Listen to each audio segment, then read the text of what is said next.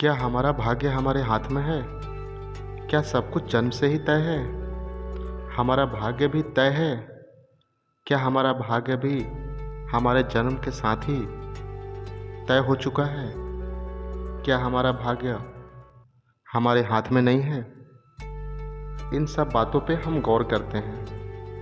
हम अक्सर ये कहते हुए सुनते हैं कि खूब मेहनत करो, तभी सब कुछ प्राप्त होगा। बचपन से ही हमारे माँ बाप, भाई बहन, दोस्त, साथी सभी यही कहते हैं, यही सिखाते हैं कि बिना मेहनत का कुछ भी प्राप्त नहीं होता। इस संसार में कुछ भी पाना है तो बहुत कुछ करना होगा।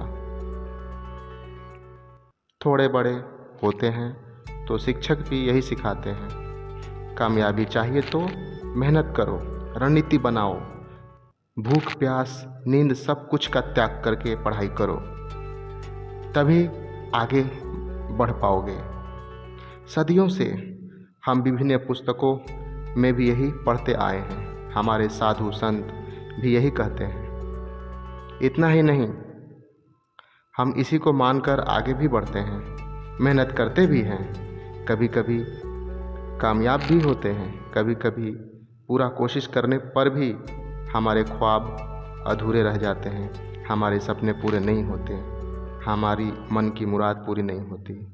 और मन के किसी कोने में यह प्रश्न हमेशा हमारा पीछा करता रहता है, हमेशा यह प्रश्न कि संपूर्ण पूरा ईमानदार कोशिश के बाद भी कामयाब नहीं हुए, इसका क्या राज है?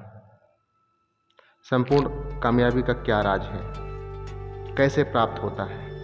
हम अपने दोस्तों के तरफ, कभी पड़ोसी के तरफ, कभी टीवी में, अखबारों में पढ़ते हैं, सुनते हैं, देखते हैं, वो कामयाब हो गए, उन्हें वो सब प्राप्त हो गया, परंतु मुझे नहीं, हमें नहीं। कुछ कुछ चीज़ों का एहसास तो हमें बचपन में ही हो जाता है, जब हम देखते हैं कि उसका घर कितना बड़ा है, उसके पास तो कार भी है, उसके घर में हमेशा ही अच्छे अच्छे कपड़े पहनते हैं, उनके पेरेंट्स हमेशा शॉपिंग भी करते रहते हैं, घूमने भी जाते रहते हैं, 5 स्टार में भी जाते रहते हैं खाना खाने, बहुत इंजॉय भी करते हैं। जब समझदारी विकसित होती है और गहरी सोच हमारी हो जाती है, विचार विमर्श करना शुरू करते हैं, तो समझ में आता है कि उसका जन्म तो अमीर घर में हुआ है और सिर्फ एक जन्म मात्र से बचपन के सभी सुख सुविधा यूं ही बिना किसी संघर्ष के ही प्राप्त हो जाता है। और एक जन्म से ही रहन सहन, शिक्षा, रोजगार, कैरियर सब प्राप्त करना आसान हो जाता है, या यूँ कहें तो बिना कुछ किए भी जब सुविधा से भर जाते हैं, सब सुविधा से भर जाते हैं, तब ज्ञान की बातें झूठी प्रतीत होती है, क्योंकि यही सुनते आए हैं कि हमारा भाग्य हमारे हाथ में होता है, हम ही अपना भाग्य बनाते हैं, प्रत्येक क्षण हम अपना भाग्य गढ़ते हैं। यहाँ तक कि यह भी कहा जाता है कि आज जो भी हम हैं अपने कर्मों के कारण ही हैं, हम स्वयं ही अपने भाग्य के निर्माता होते हैं। कभी कभी यह भी कहा जाता है कि इंसान का जन्म और मृत्यु इंसान के हाथ में नहीं होता, परंतु बाकी सब इंसान के हाथ में ही होता है। हम जैसा निर्णय करते हैं, हम जैसा चुनाव करते हैं, हम जो रास्ते चुनते हैं, उसी से हमारा भविष्य का निर्माण होता है। हमारे रास्ते तो हमारे जन्म से ही तय हो जाते हैं, उस दिन से ही हमारा आगे का चुनाव होता है। अमीर घर में जन्मे बच्चे का चुनाव तो जीवन की आवश्यकताओं का होता ही नहीं है, उन्हें तो सब यूं ही प्राप्त हो जाता है, परंतु एक गरीब घर में जन्मा बच्चा तो कभी कभी भरपेट भोजन भी नहीं कर पाता, खाने के वास्ते तरस जाता है। वो क्या चुनाव करेगा? बेसिक आवश्यकताओं की खोज ही उसका प्रथम चुनाव होगा। अमीरी जीते हैं और गरीब गरीबी जीते हैं। इसके साथ साथ हमारे और भी कार्य हमारे अनुसार नहीं होता। हमारी शादी, हमारे बच्चे, हमारी आर्थिक स्थिति, यह सब हमारे अनुसार नहीं होता। तब यह बात धीरे धीरे गहरी होती रहती है कि हमारा किस्मत, हमारा भाग्य, हमारा जीवन मरण सब प्रकृति के हाथ में है। वही व्यवस्थापक है, वही भाग्य के रचयिता है, उसी के हाथ में सब कुछ है। क्योंकि हम तो अच्छा कर रहे हैं, उसी समय बच्चों के साथ कुछ हो जाता है, रास्ते में झगड़ा हो जाता है, तूफान में घर गिर जाता है, कोविड से जान खो बैठते हैं, कभी भयंकर बीमारी का शिकार हो जाते हैं। क्या है हमारे हाथ में? कुछ भी तो नहीं। सभी बातों पर गौर करने से हमारा घमंड, हमारा अहंकार चकनाचूर हो जाता है। हम तो कुछ करते ही नहीं, हम तो निमित्त मात्र हैं, हम तो एक पात्र मात्र हैं। और शायद इसी कारण जो महात्मा महापुरुष गहरे तक गए, गहराई तक सोचे, वो कहते हैं कि समर्पित हो जाओ, कर दो समर्पण अपने आप को, राजी हो जाओ, सब उसी का है, वही जैसा चाहे करे, वही हमें दुख दे, वही हमें सुख दे, वही हमें नचाए। सब में राजी रहें और सब कुछ परमात्मा पर छोड़ दें। और यह सही भी है। ऐसा प्रतीत भी होता है कि जब हमारे हाथ में है ही नहीं तो परमात्मा पे छोड़ना ही सही है।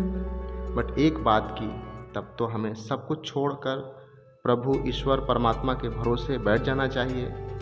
ऐसा विचार सबके मन में आता है। कुछ भी पाने के वास्ते कुछ भी करने की ज़रूरत ही क्या है, जब सब परमात्मा ने ही अपने हाथों में रखा है। जब उसकी मर्जी के बिना एक पत्ता भी नहीं सरकता, जब गहरे भाव में उतरेंगे, हम डुबकी मारेंगे विचारों में, तो ज्ञात होगा कि यह भाव कि कुछ ना करे भी परमात्मा का, भगवान का ही इशारा है कि कुछ ना करें, ताकि आपका शायद भाग्य ही यही है कि आप कुछ ना करें, सिर्फ बैठे रहें। इस प्रकार यह साफ हो जाता है इस बात से भी कि अगर ये मन में विचार आता है कि तब कुछ ना करें, तो ये विचार का आना कि कुछ ना करें, यह भी भगवान का इशारा है, यह भी भगवान का ही कार्य है, ये भी भगवान ने गढ़ा है।